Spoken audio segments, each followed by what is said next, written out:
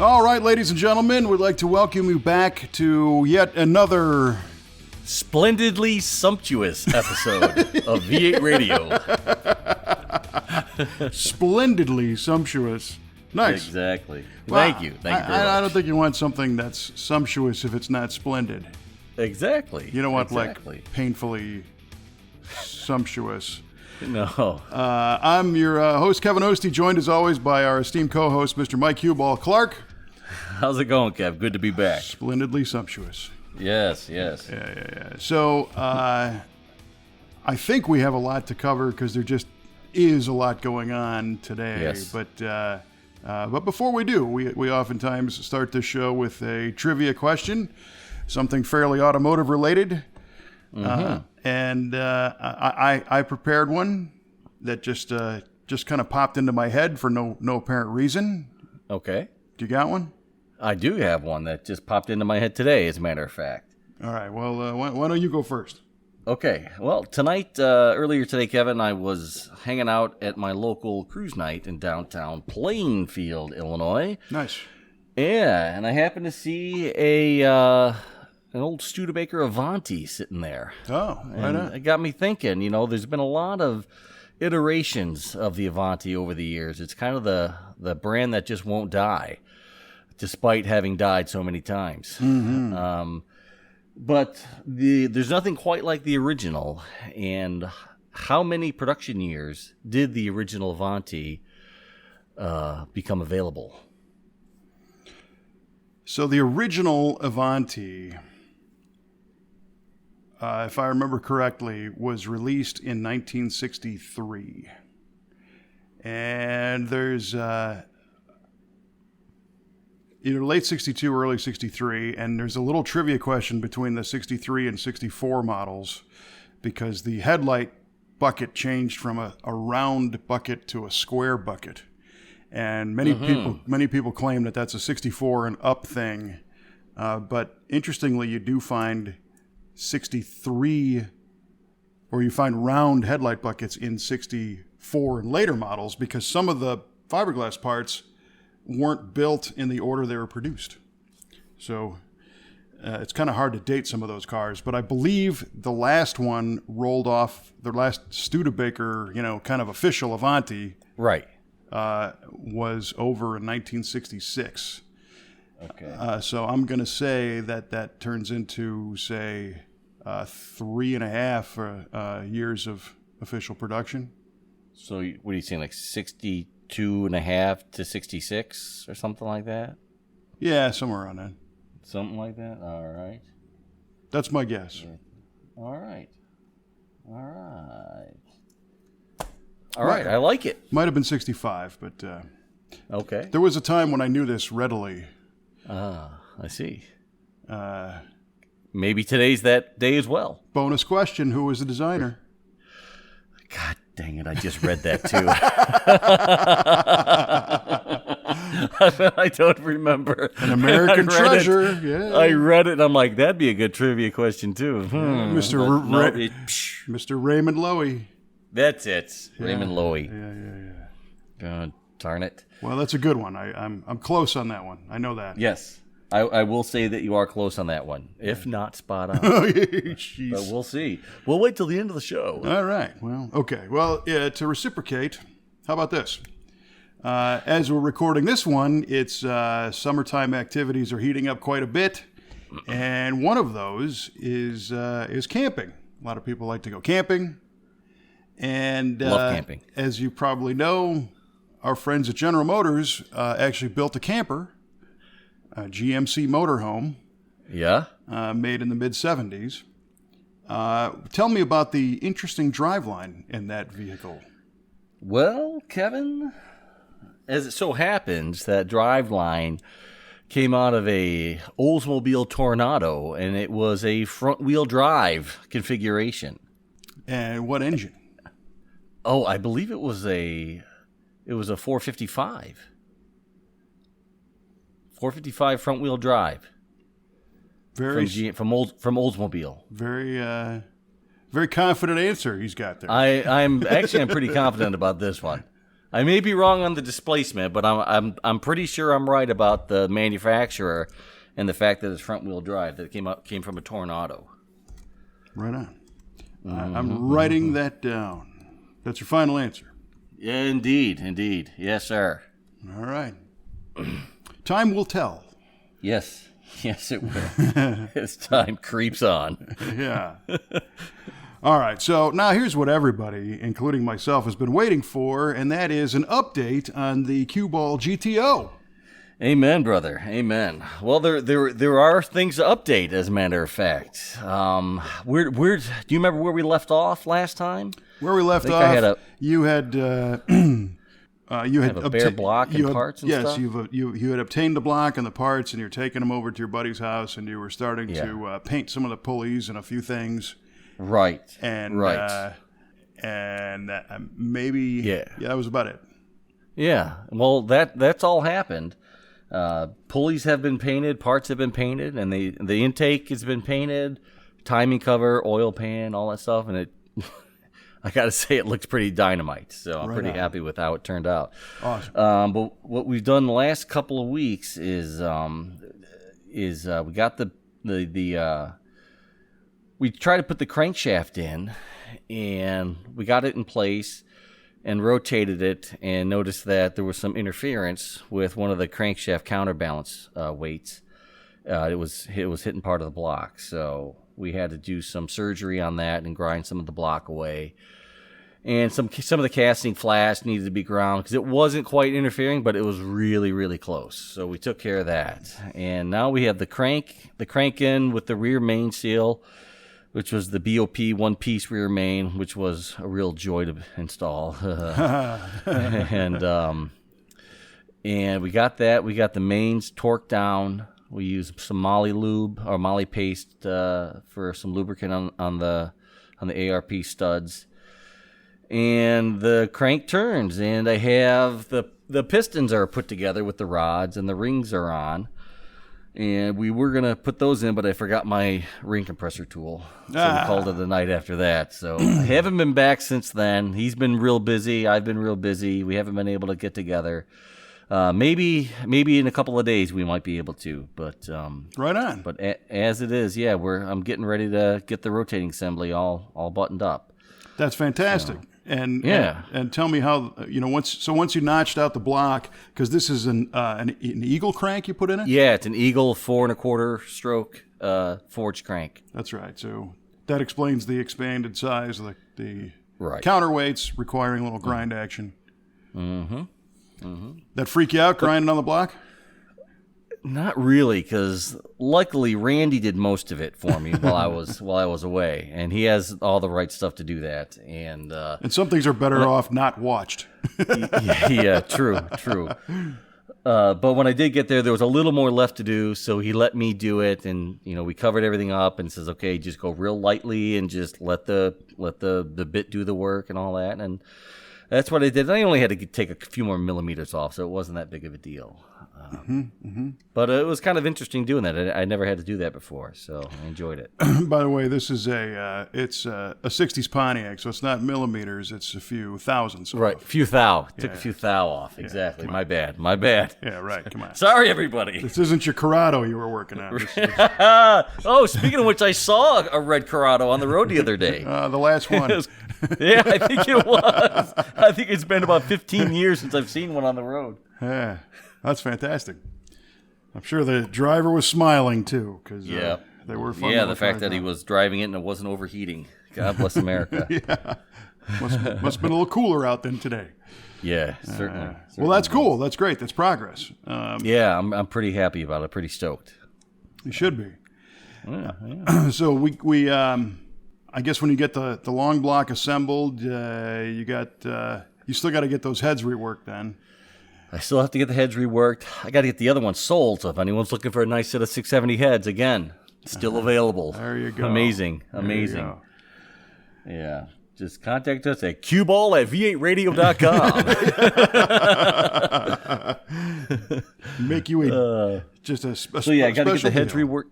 Yeah, I got to get the heads done. I need to get, still need to get a whole valve train. I got to get the cam, lifters, push rods, rocker arms, springs, valves, the whole shebang. So, all right. Well, it takes GTOs weren't built in a day. Well, they were the first time. Yeah, back then, 50 years ago, they sure were. They're not rebuilt in a day. Well, that's good though. Kidding. Yeah, I'm pretty happy with what I got going on. So. Good. Well, and I do think we should point out to our esteemed listening audience that if you are normally listening to the show via iTunes or Google Play or Stitcher or one of the subscription, MP3 podcast services, you missed an episode. Mm-hmm. Because our last episode was a website-only deal, and we promoted it through Facebook and through a couple other channels, but there was no way to pump something out to the iTunes people, so we're telling you now. Right. And the reason for it is it was a special episode that we affectionately called our music show. And Woohoo! It was pretty cool. It was a lot of fun to do, I thought. And we've gotten a lot of good response on it of people that have gone to v8radio.com and clicked on it. And the reason why it had to live on v8radio.com and not in a regular podcast is because Mike and I actually put our DJ hats on and played some music, but we don't have the rights to the music. So in order to make this work, we created a YouTube playlist. So it's a little bit with Mike and I, actually a YouTube file, and then we introduce a particular song, which is then played from YouTube, which means they handle the musician rights and all that stuff. Mm-hmm. But the whole theme was not just music, it's car-related stuff, but not necessarily songs about cars. It was songs that had a car connotation when we first heard them, or, that reminds us. So I want to invite all of our subscription people to go to v8radio.com and check that one out, because we wouldn't want you to miss that episode, because it was fun. It was a lot of fun, and it's a good way to kind of get to know a little bit about you and about me and some of the influences that kind of shaped us into the people we are today.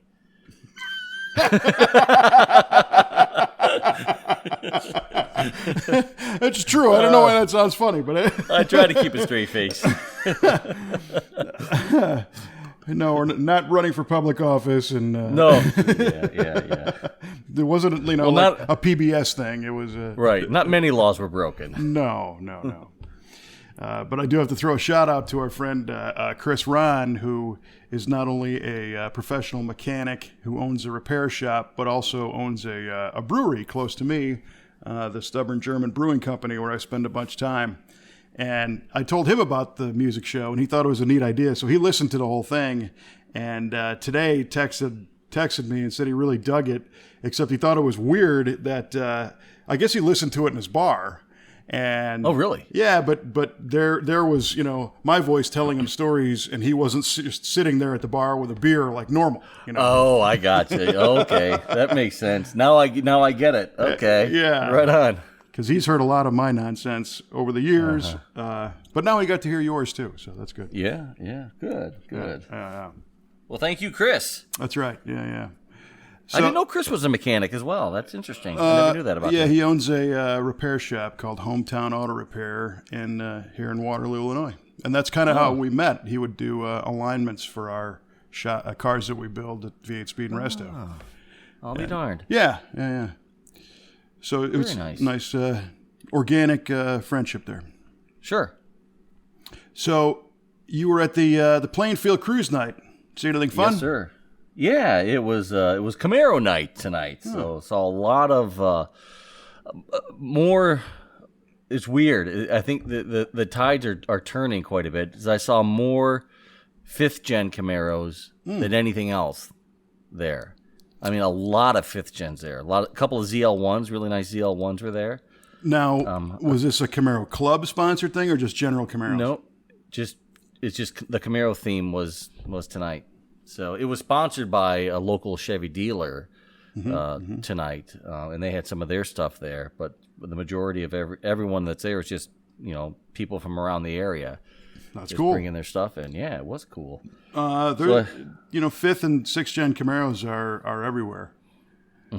They did sell a They lot are. of them. So it's cool that those people are getting them out. And it's funny because this is also Power Tour week this week. Right. It's kicking off. Yeah. And there's this debate online about new cars, versus old cars on Power Tour. And it drives me nuts, because I think if you've got a cool car, go take it out. But there was somebody recently who did this little kind of fake time warp thing, and he posted a thing on Facebook that said, "Yeah, I'm getting ready to go on the 1969 Power Tour, and I just bought my 69 Camaro. It's brand new. Do you think people will care?" Yeah, that's exactly what I thought of.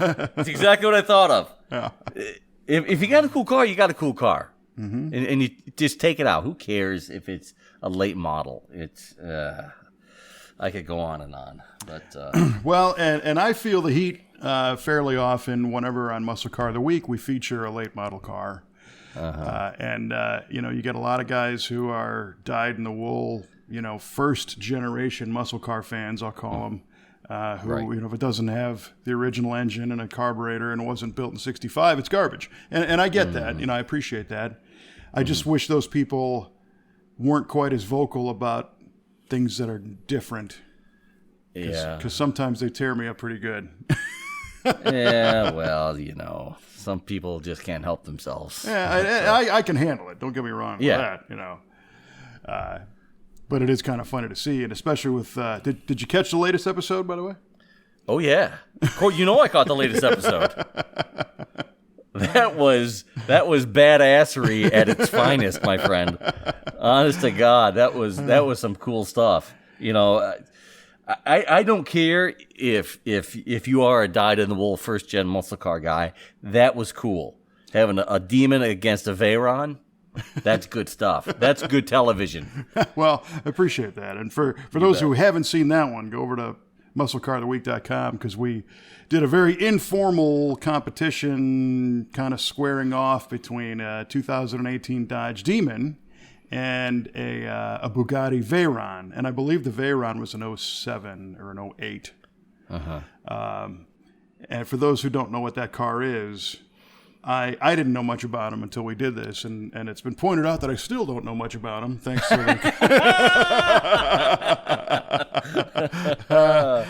the comments online. But the Bugatti Veyron is kind of like your uber exotic. Oh yeah, 1,001 horsepower W16 engine configuration with 4 turbos and all-wheel drive. All-wheel drive, a 7-speed transmission. That the tires on that thing alone. So when the car came out, the tires were $25,000 for a set of 4. Good heavens. Today, that's over $40,000. Because they've gone up. And I didn't point out that the tread life, the tire lifespan on those, if you do not take it to its 253 mile an hour top speed, the regular dope around, go to the Plainfield cruise night style of driving, those tires will last a full 2,500 miles. Oh wow! That's about what almost 2,000. What, couple $100 a mile? Probably, yeah. Because when you get them changed, they're glued to the rim as well as mechanical mounting. And the only place that you can have them officially mounted is in France. So you have to pull the wheels and send everything to France, and for a mere $70,000, you'll get everything mounted and balanced and sent home. Oh my God!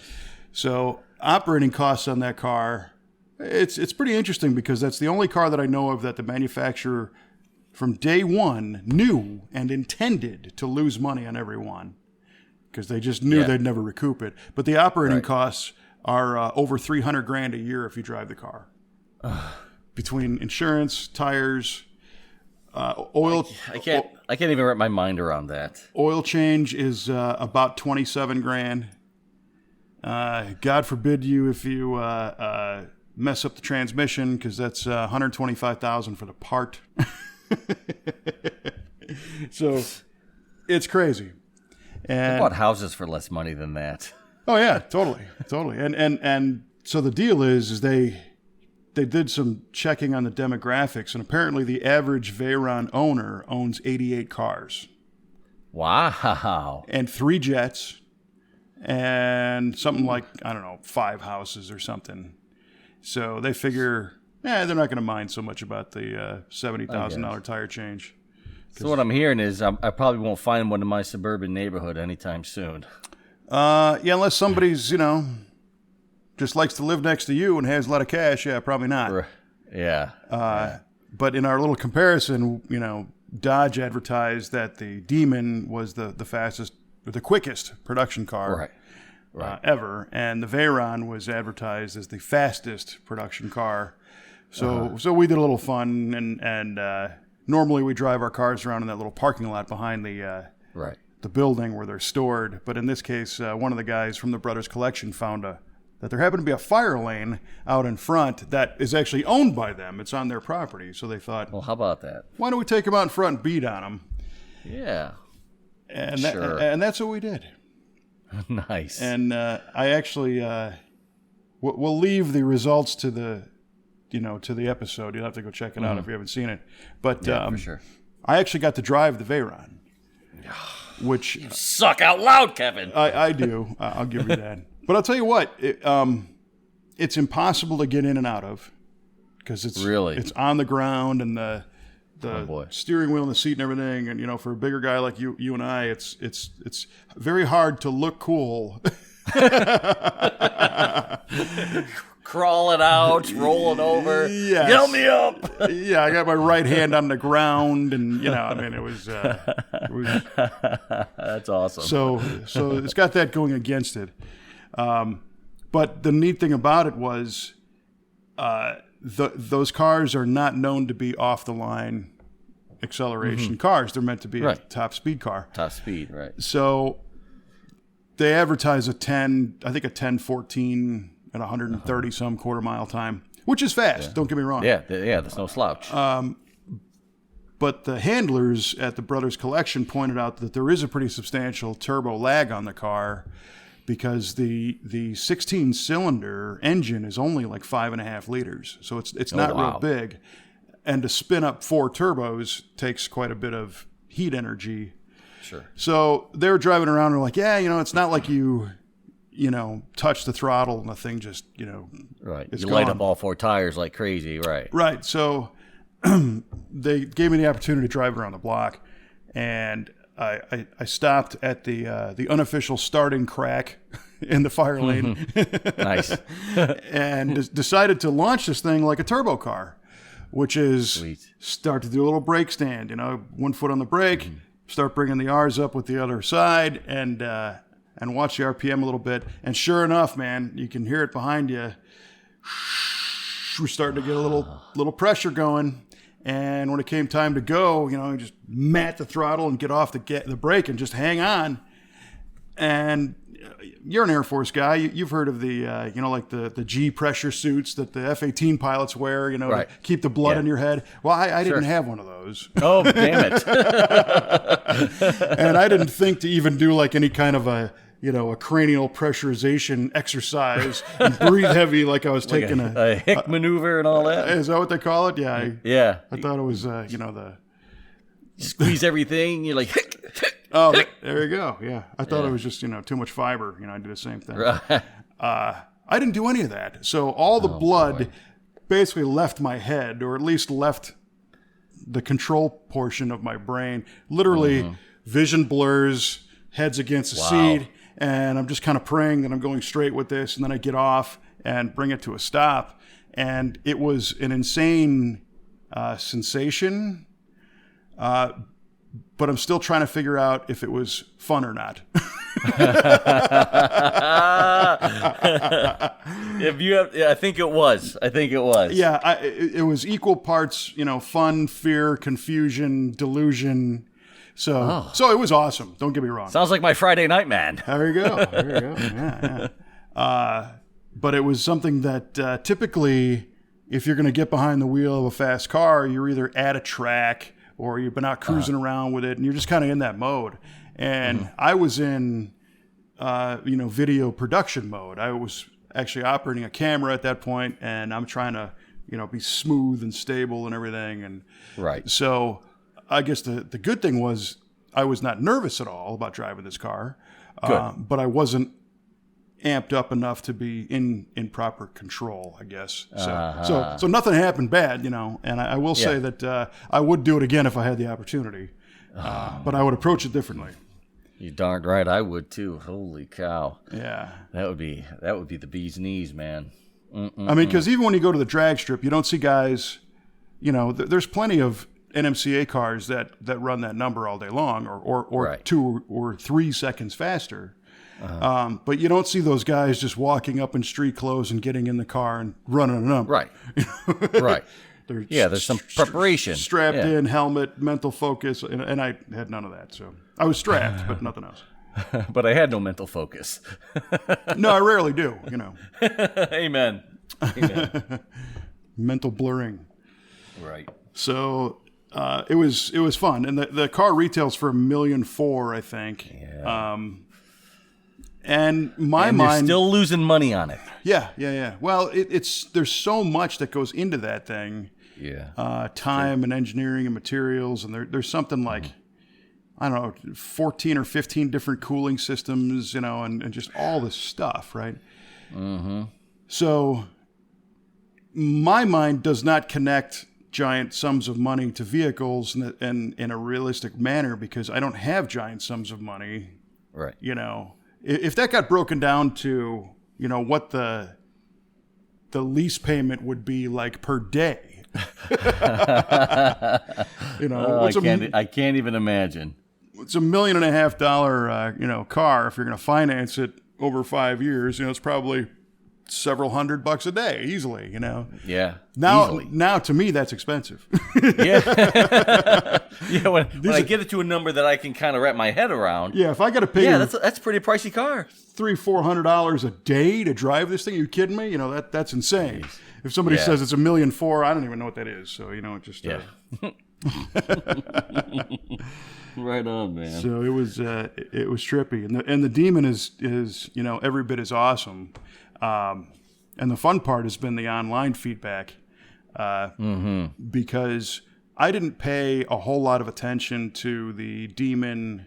I guess the way the Demon actually took to the streets when the car came out, there was a giant publicity movement, and the videos got shared of it doing wheelies, and they were publishing that 965 number at 141 or whatever it was in the quarter, right, with the tires and the trans brake and all that stuff that it comes with. But apparently, people have been having a hard time running that number. Really? In a civilian capacity. So Dodge made this claim. And apparently they ran it in a video and then they published it. And they said, hey, this thing runs 960s. Well, a lot of people have not done that. So people are telling me in their comments that, Dodge was full of smoke and mirrors saying that number. But at the same time, they had a fully prepped track, ideal conditions, pro driver, the whole thing. So maybe your average weekend guy who bought one of these things had a similar experience to me where they just, hey, here's my car. I get behind the wheel, I drive it, and I didn't go that fast, and then I complain. Yeah, it could be. Yeah. I mean, well, you can kind of equate it to when manufacturers publish mileage numbers. That's typically under optimal driving conditions. I mean, it's not while they're going uphill, and it's at a proper altitude. Higher the altitude, probably the worse your mileage is going to be, and whatnot. So I get it. It's to your point, it's probably the test was conducted under optimal conditions, pro driver, like you said. So I get it. It's probably possible to do a 965 at $140. Probably not that easy because it takes a certain skill level. Yes, and I know several years ago we helped our friend Brett Evans build the splitter car, the 70 Trans Am car. It's funny. Sorry, on the side to that, I was kind of burning through some YouTube videos, and I came across the Splitter series, and I was watching it again a couple weeks ago. I'm like, I remember when this was getting built. This was awesome. Yeah, well, that was a heck of a car. Yeah, and he ran, I don't know, 940s at 147, I think. Jeez. But that car had that over the top 500 plus inch Butler motor with Right. 3 stages of nitrous and probably similar tire. And it was also a 40. Well, I think that was a 4,400 pound car. Yeah. And a Demon is a 4,200 pound car with 840 horsepower. The splitter motor on full hilt was over 1,100 with. Get out of here! Yeah, Really? on the 3rd stage of nitrous. Yeah. It made 855 on motor, I think. Jeez. Yeah. Thank God for the aftermarket block. Well, and Yeah. he And aftermarket everything. everything was aftermarket on that, and he had some challenges because he was spraying it so hard of head sealing issues, and it was O-ring heads and the whole thing. But so that tells me that Demon number, it's less power, but probably a better chassis and independent rear suspension and stuff like that. So I mean, I guess it's possible, and that's why I didn't really question it that much. I just thought, well, these guys really got it dialed in, if that's what it ran. The splitter car was also carbureted, and of course the Demon's, way modern EFI and more gears in the transmission. The splitter car had a turbo 400 in it, so. Okay. Yeah, There's variables. All right. And and Brett certainly didn't run that number every time the car went out. Okay. So there is something to say about driving skill. Certainly. Yeah, I like that car. I was sad when I heard that he sold it. It was a wonderful car. The only thing I didn't like about it was, and the concept behind it was something that could be drag raced, but also have suspension to go road racing, and that's why we call it splitter. It had a split personality. So on road race settings, it had these huge CCW forged 2-piece wheels with low profile tires, and then you'd remove all that stuff and put drag radials and front runners on it, or actual slicks, and change the shock settings out so it went more of a 90-10 type shock from a road course shock. But you were able to reuse the Global West control arms, and it had he made a Watts Lincoln back for it himself, so it was pretty sophisticated suspension. Right. But what I wish it would have had was a little more split, the ability to change its personality from sounding like a full-on drag car in the car all the time. Oh, really? Because he picked me up one day. He was out driving on the street. It was also designed to be a street driver. And we were just driving around cruising, and it sounded like a 550 plus cubic inch, big block. It Sure. rattled everything you had all the time, and it was pretty fatiguing. Yikes. So if there was a way, and the answer, of course, it's a 2-letter answer. Don't say it. Don't you dare. Don't you dare. I will shut this whole production down, mister.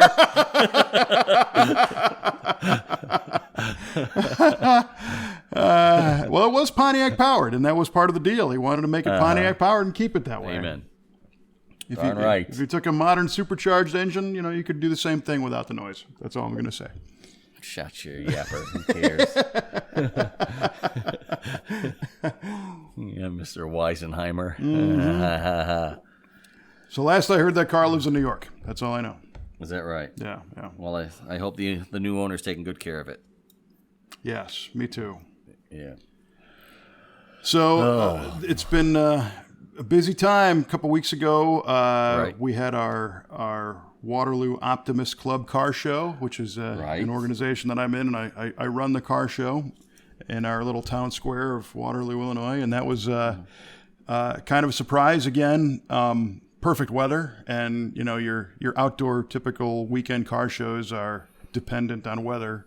But we had over 200 cars, which was killer. That is killer. And we only had 1 or 2 complaints at the end, which was good. Even better.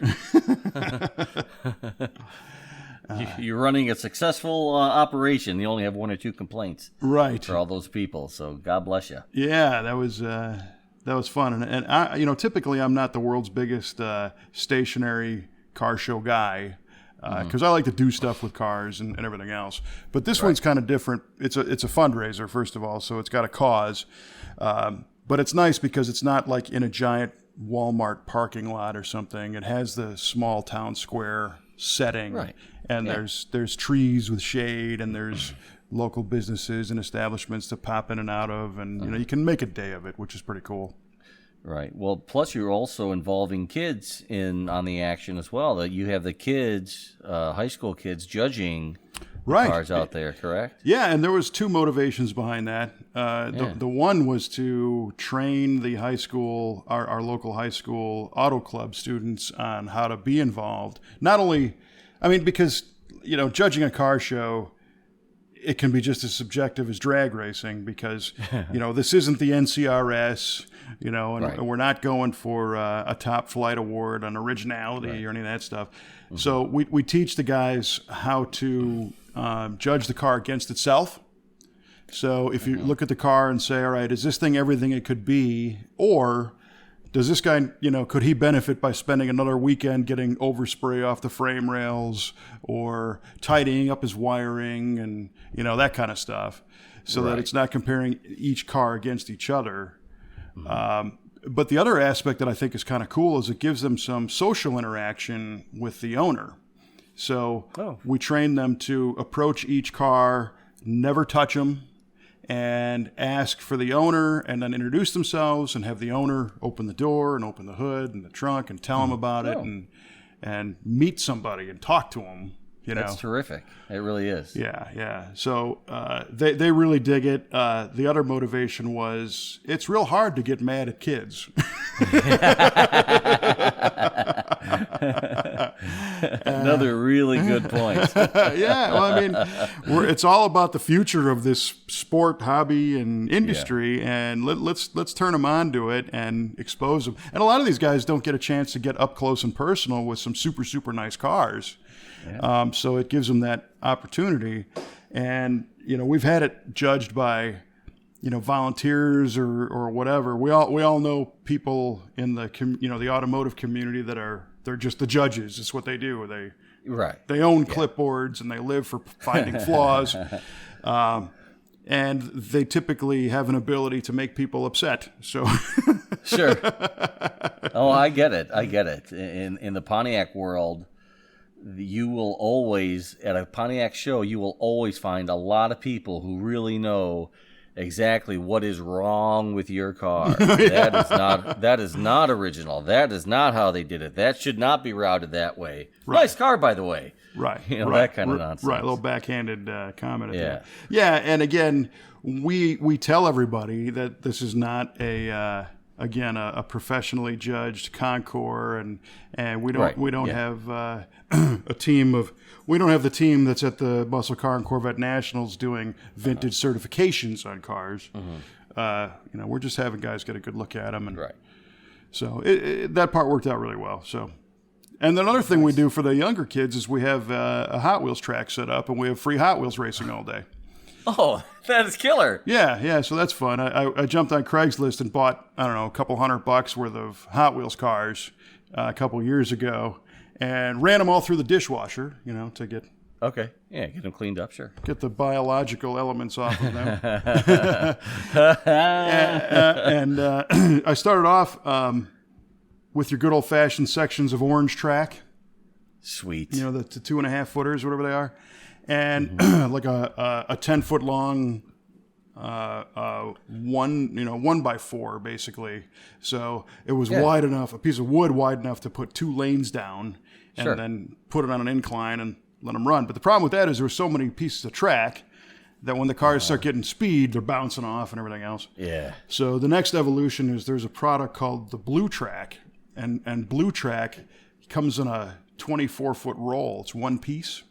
Oh, wow. It's 2 lanes wide, and you just unroll this thing, and now you've got a one-piece track, which is cool. And it rolls out nice and flat? Well, if you're more prepared than I am, you leave it out so for a So day. the answer is no, Mike. It does not roll out flat. It could. It's intended to. You got to leave it out in the sun for a day and a half or so, and then it flattens out. But that was part of the problem is at the end it had a curl on it, and it was throwing cars straight up in the air. Right. And 2 lanes we'd have a pretty decent amount of kids racing at the same time, at least 7 or 8. And 2 lanes just wasn't enough. So this year, we upped it again, and I got it's shorter, it's a 16-footer, but it's a piece of tin siding that you would see on a pole barn kind of thing. Mm-hmm.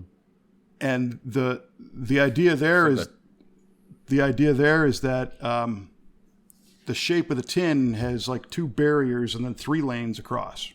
Okay, all right. So by using, I wonder if you thought of using like even on the orange track or even on the blue track when you have it on that 1x4, if you would like use some commercial quality Velcro and tape it down at certain sections. That's a pretty good idea. What I found this time with the tin siding is that the piece is normally 2 feet wide, I think, and I cut it down so that it had these 3 lanes, and now I've got a one-piece operation. Okay, sweet. I'm not even using the blue track or anything. You just run the thing down the siding. Oh, I got you. Okay. Right. Okay. So now there's no seams. There's no bouncing. No fuss, no muss. That's right. I filed the edges clean so it wasn't sharp, and then I wrapped some duct tape around everything so it was safe. And oh man, those kids, they had to put 500 miles of races on that. They're just nonstop, and the parents too, definitely got involved. Yeah. So yeah, that was cool. I love Hot Wheels still. Yeah. That's great stuff. That operation sounds like it's high speed, low drag. I like it. That's right, totally. And it's kind of funny, they say our very expensive addiction starts with 97 cents. With that with that Hot Wheels car. Yes, sir. And boy, I was at my local lumber supply place buying the piece of tin, and typically when you start asking for siding for tin, you're either repairing a building or you're going to build a new one.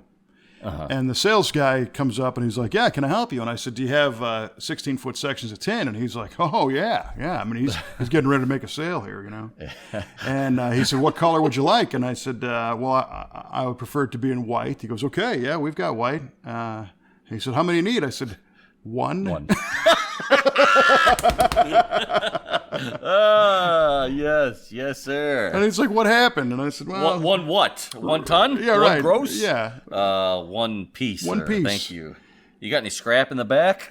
Exactly. And he said, "What are you doing?" And I said, "Well, I'm building a Hot Wheels track." And next thing you know, everybody that worked there was like, "Oh, cool, man," and they dug it, so they got it. Nice. Yeah, it was pretty funny. Oh, that's beautiful. Oh man, you know what else is going on? Last month, I forgot to mention it last time we did our show, but it's been 2 years since you and I started doing this thing together. Holy smokes, 2 years. Holy smokes, yeah. Happy anniversary, darling. Yes, happy anniversary. 2 years with no counseling and no fights. Right, we're awesome. Still no GTO, but that's okay. It's only 2 years. Yeah, still no GTO. It would feel weird if it were a GTO. I tell you what, when that thing's driving, you're going to have to do a show from behind the wheel. You got yourself a deal. Right on. I will. I'll have that son of a gun running. Yes, and I'll do the same. I'll fix the Galaxy and I'll take that out. Cool. The Buick generally runs okay. Uh-huh. It's got an issue though. The passenger door got stuck shut and it won't release. Yeah, so I gotta. Uh-oh. Shoot. Yep, I gotta take the door panel off from the inside. Yeah. And it's a bit. That's not. Yeah, no. You gonna take the seat out and all that? I hope not. Oh, brother, come on. It's a bench seat car, and it weighs 10 million pounds. So shoot. Yeah. Yikes! Sorry about that. That's all right. But I recently posted on Facebook that I hadn't really driven the Galaxy very much, and I hadn't washed it in 2 years. So that's the same anniversary of us doing the show. Right. Holy cow. I did spray detail it every once in a while, but a full-on, soap bucket, wash. It looks nice. Thank you. Yeah, it's still holding together. The paint is now 21 years old on the car. Right on. And I had a little snafu last week because I guess 10 years ago, I had installed a hydro assist braking system from Hydrotech on that car, and I love it. I love it. That made that car so much better to drive because it stops Stops wonderfully. But since day one, the steering pump had a groan. It made noise. Not super loud, but it just wasn't the noise I wanted under the hood. Right. And it's powered by a 351 Ford. And originally, when I did the Hydro Boost, which is a brake assist that's powered off the steering pump, I intended to use a GM Saginaw style steering pump because, like, as you know, driving your GTO around, unless you go all the way lock to lock and make the belt slip, there is no noise from those power steering systems. They're wonderful. Yeah. So I'd learned that some of the Ford vans from the mid-'80s to the early '90s actually used the GM Saginaw pump on a Ford 351. So I got that factory bracket system, and I got that pump, put it together, and lo and behold, the pump makes noise, which... Oh, damn it. So it only took me 10 years to get to it. and the other day, I was looking at this, and on a Hydro Boost unit, you have a dual return because one goes to the steering box and the other goes to the brake unit, and they both run back to the steering pump. And the simplest way to do it is you put a T in the line, and you've got two that go into one, and then feed the return.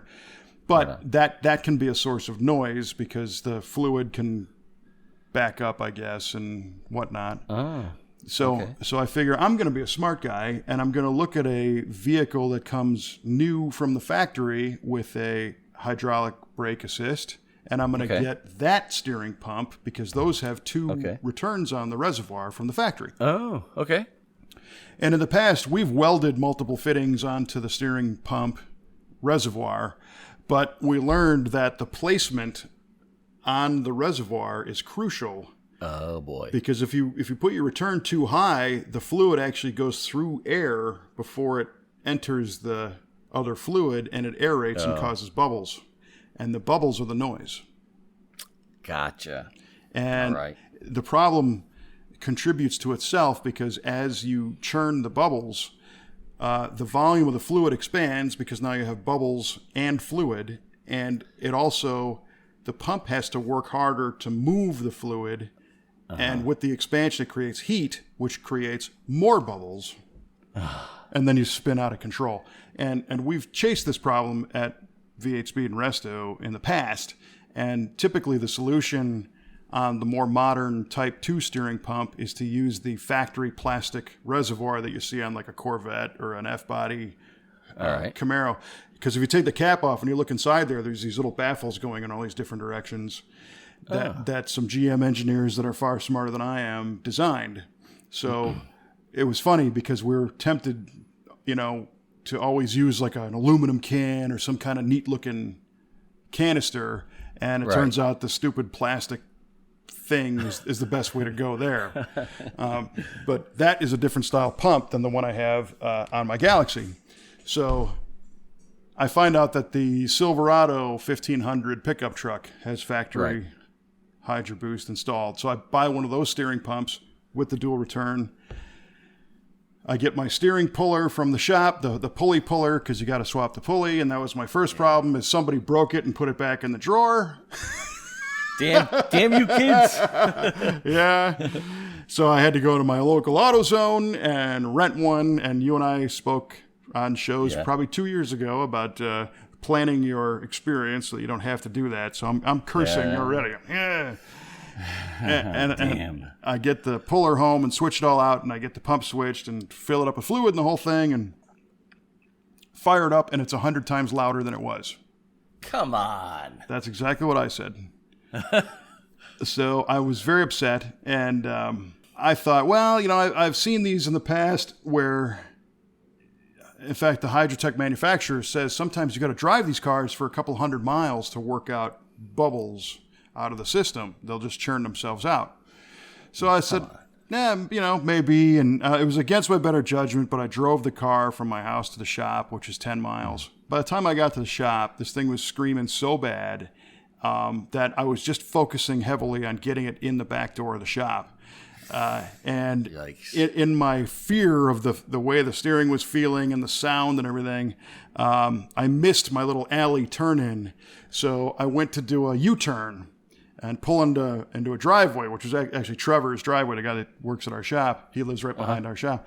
I pull into his driveway, but that harsh turn spiked the hydraulic pressure in the line, actually blew a hole in a hose, shot hot hydraulic fluid onto the headers. No. Started a small fire, which lit the brake switch light wiring harness on fire. So now I'm sitting in the middle of the street with my freaking car on fire, and there's a little bit of flame coming off from under the hood, and I'm about to lose my mind because I'm thinking, oh yeah, I've had this car forever. This is how my wife and I met, and this is how it ends. My dumb that was your dad's car too. Yeah, right. Yeah, family heirloom, and I'm gonna burn it. I'm gonna burn it down in the street. God damn it! My dad always thought I was no good, and now I'm gonna prove it. You got it. All that went through my head. So I got a fire extinguisher in the trunk, right? So I open the trunk, and of course there's 50 million things in there, and I can't get my hands on it fast enough. And I look forward, and I see in the flames. So I thought maybe I need to open the hood and see what's going on. Well, I opened the hood, and luckily the only thing that was actually burning was a piece of wire. So thank God. I blew it out, and nice. Done. And who needs fire extinguishers? Holy smoke. So here's the first takeaway is make sure you got that fire extinguisher in the car. I got two of them in this one now. Where you can get to it. Yes.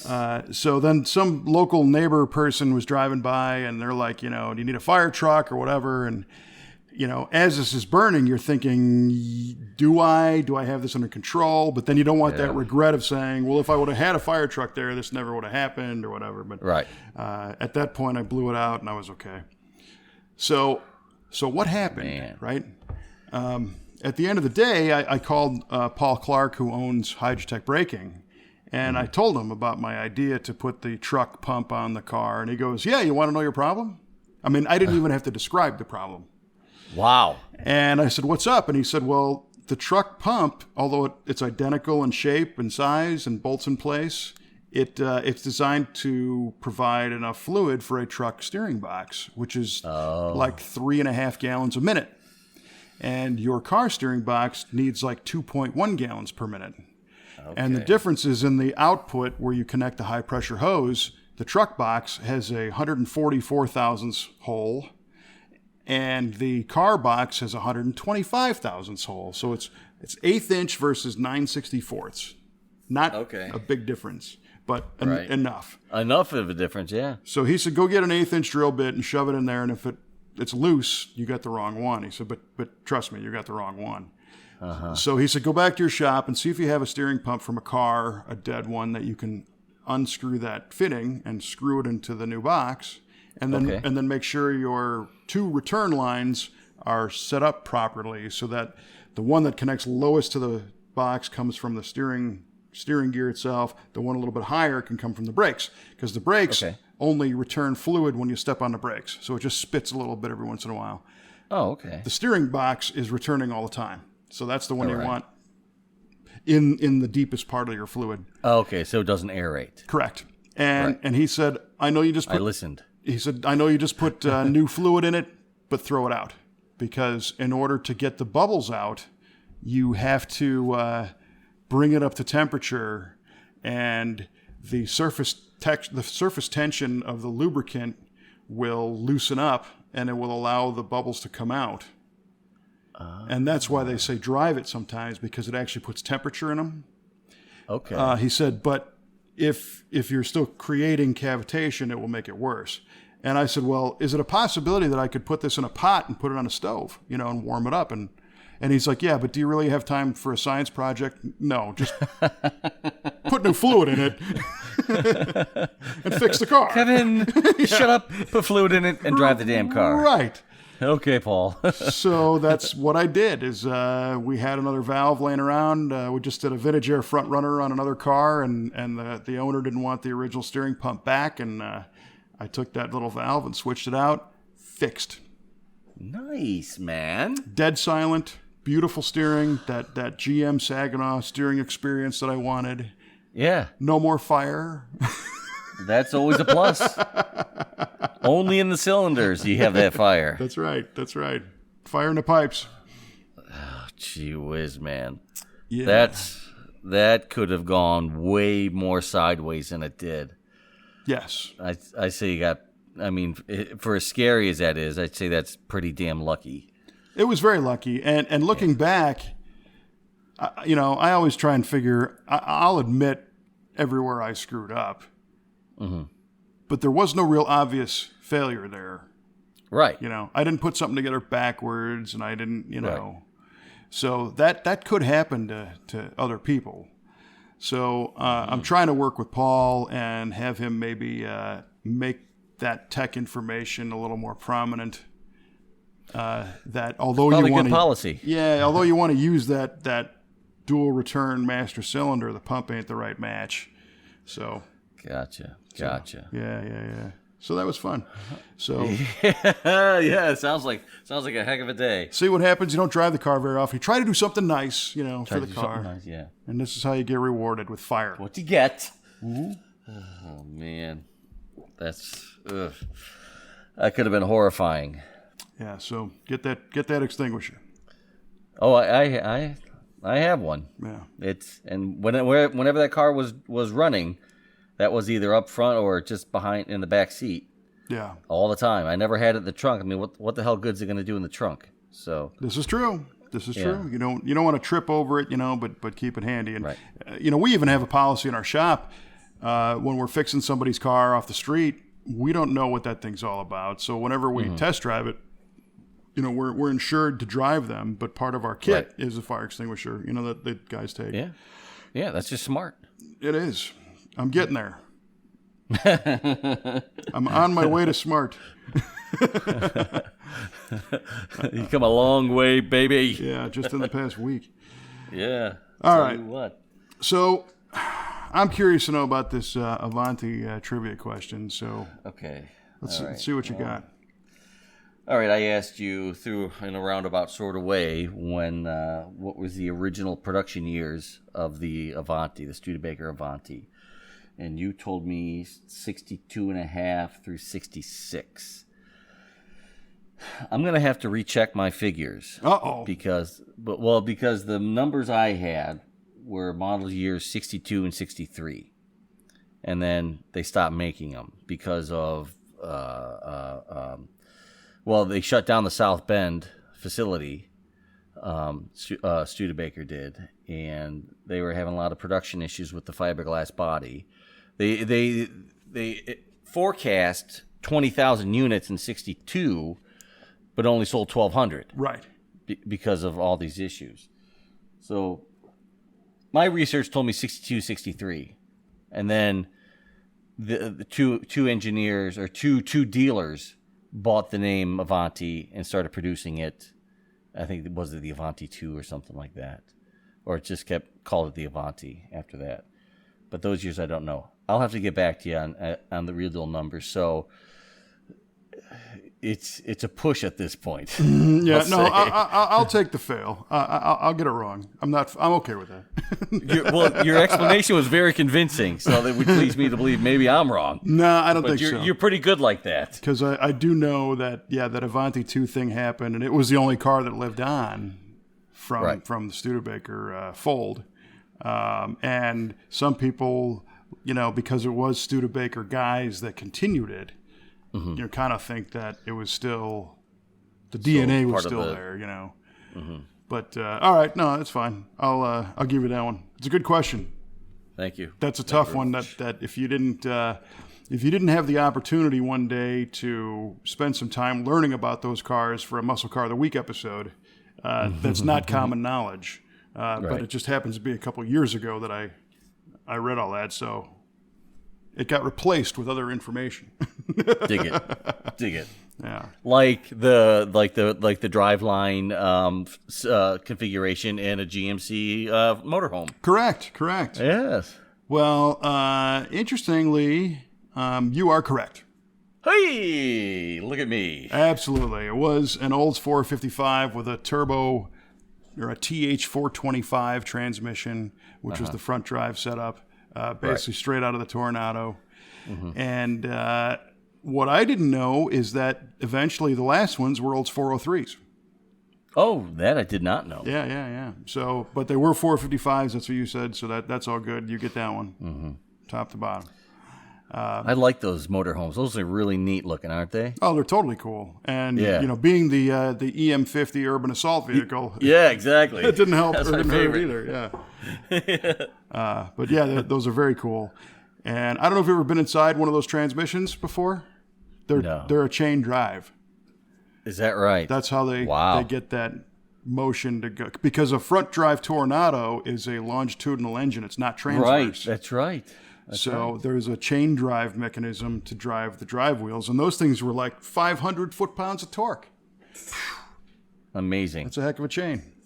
Yeah. Heck of a transmission. Yeah. Cool My stuff. goodness. Right on. Right on. All right, man. Well, this was a good one. A good way to cap off a couple of years of doing this. Right on. Absolutely. And thanks for all the listeners for sticking by us. That's right. It'd be interesting to see if anybody has been there all 2 years. There was opportunities to go elsewhere. Right. Even just tonight. Oh, yeah. Oh, boy, howdy. Yeah. All right, very cool. Yeah, well, thanks to everybody for listening. And like I said before, be sure to go to v8radio.com to hear the music show.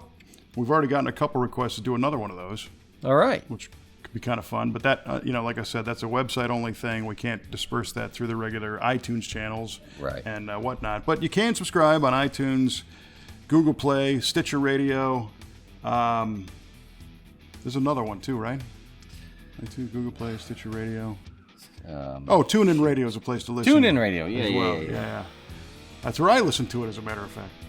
Right And subscribe, and you'll never miss an episode. And that's about all I got, man. This was fun. Likewise, I had a good time. Yeah. And we're looking forward to another update on the GTO next time. And until then, keep the shiny side up. Thanks for listening to V8 Radio.